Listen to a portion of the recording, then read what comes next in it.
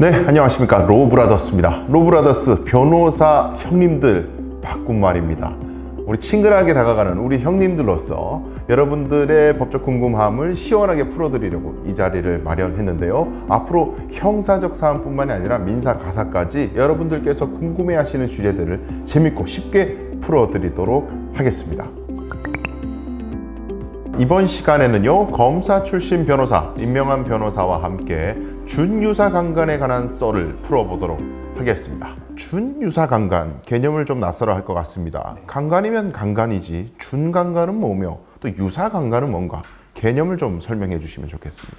자, 먼저 강간죄는 피해자를 때리거나 협박해서 강제로 성관계할 때 성립하는 범죄인 건 잘 아시죠? 그렇죠. 예. 준강간죄는 사람의 심신상실이나 한거불능, 쉽게 말해 정신이 없는 상태를 이용해서 강제로 성관계를 할 때 성립하는 범죄인데요. 네. 흔히 술에 취한 사람이나 잠든 사람을 강간했을 때 성립하는 범죄라고 보시면 됩니다. 예. 네, 그러면 유사강간, 그러니까 유사자가 붙은 강간은 뭘 의미합니까? 유사강간은 성기에 성기를 넣는 찐, 리얼 강간을 제외한 범죄라고 보시면 됩니다.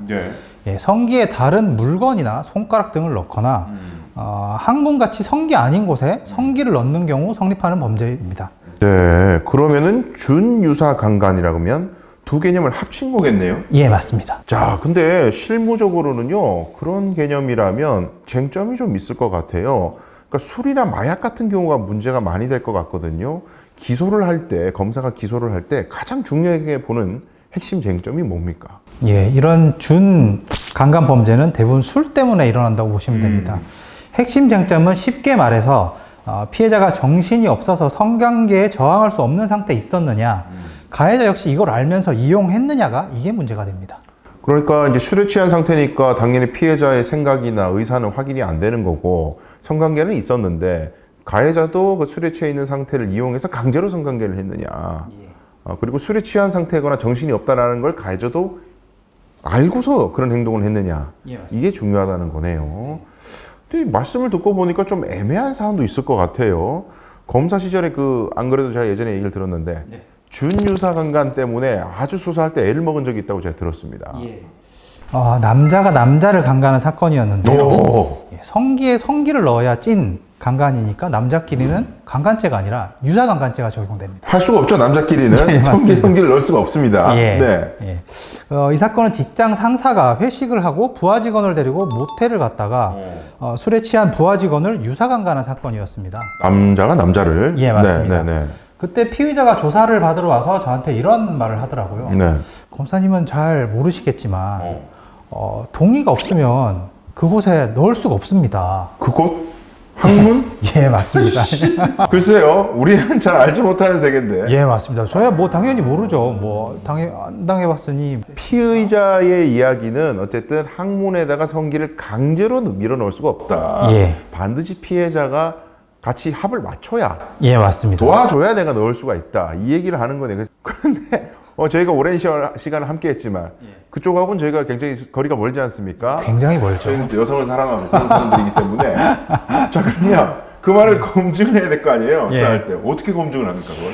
따로 검증을 할 수가 없었고요. 그래서 여러 사람들한테 좀 물어봤습니다. 네. 저희 방 수사관님이나 실무관님들은 물론이고요. 네. 다른 검사님들한테도 물어봤거든요. 설문조사를 한 거야? 막 물어봤습니다. 정말 열어주지 않으면 못 넣냐고, 못 넣을 것 같냐고 막 네. 물어봤는데요. 네. 의견이 굉장히 다양하게 갈렸습니다. 그래요, 또? 예. 강 변호사님 생각은 어떠세요? 가능할 것 같습니다. 근데 뭐 어릴 때 좌약이나 넣어봤지 내가 뭐 다른 걸 넣어본 적이 없기 때문에 네. 생각해보면 쉽지 않을 것 같긴 해요. 거기는 그게 되나? 파열될 것 같은데. 그게 가능해요? 근데 제가 보기에는 제가 검사라면 기소하기가 쉽지 않았을 것 같은데 본인은 결론은 어떻게 냈습니까? 결국 기소를 하지 못했습니다. 불기소 처분을 했고요. 당시에 피해자는 난 전혀 동의한 적이 없다.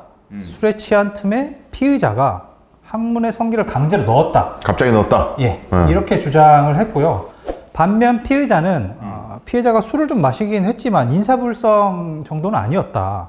모텔에도 두 발로 멀쩡히 들어갔고 자신이 먼저 성관계를 제안하니까 입으로 성기를 애무해 주기까지 했다는 거예요. 완전히 지금 다른 스토리네요. 예. 그러니까 한마디로 그런 사정들을 종합해 보니까 피해자가 정신이 완전히 없어서 성관계 동의를 할지 말지 결정을 못할 정도로 반항을 못할 정도로 정신이 없었다라는 게 명확하게 증명되기가 어렵고 예. 오히려 정신이 있었던 것 같은데 이렇게 볼 만한 자료들이 많이 있었다. 예. 그런 말씀이시네요.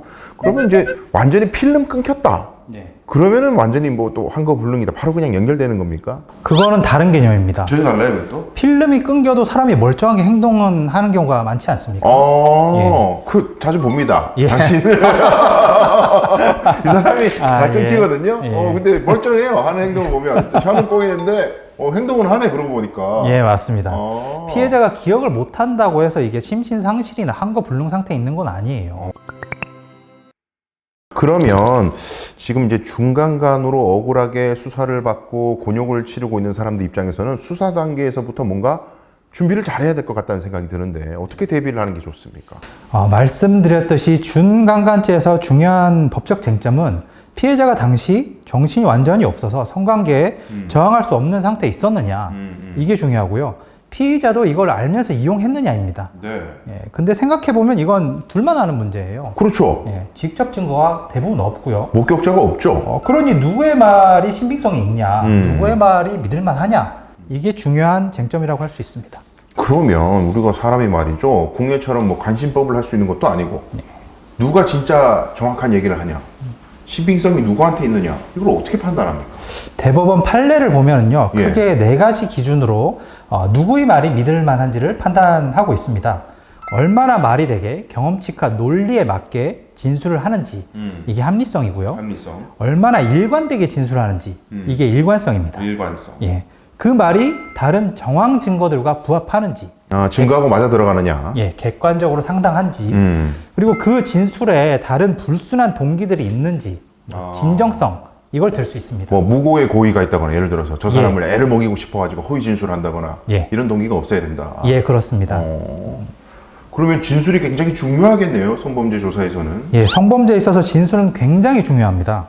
수사 초기에서부터 전문가의 도움을 받아가면서 철저하게 준비를 해야 돼요. 근데 남성분들 뭐 합의하에 성관계를 했더라도 여성분들이 막 따지면 네.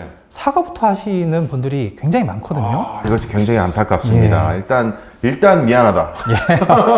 일단 미안하다. 그 상황을 모면하기 위해서 네. 미안하다. 일단 달래려고 하는 경우가 굉장히 많아요. 예.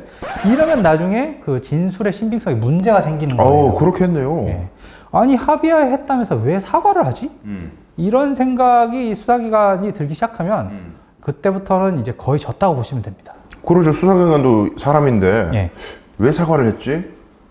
합의해서 했다는데? 그런 생각을 하면 수사하는 내내 그 생각이 계속 머릿속에 잠재돼 있겠네요. 무슨 말을 들어도 선입견이 생기겠는데. 예, 맞습니다. 그러니까 자신이 결백하다면 절대 사과를 하시면 안 되고요.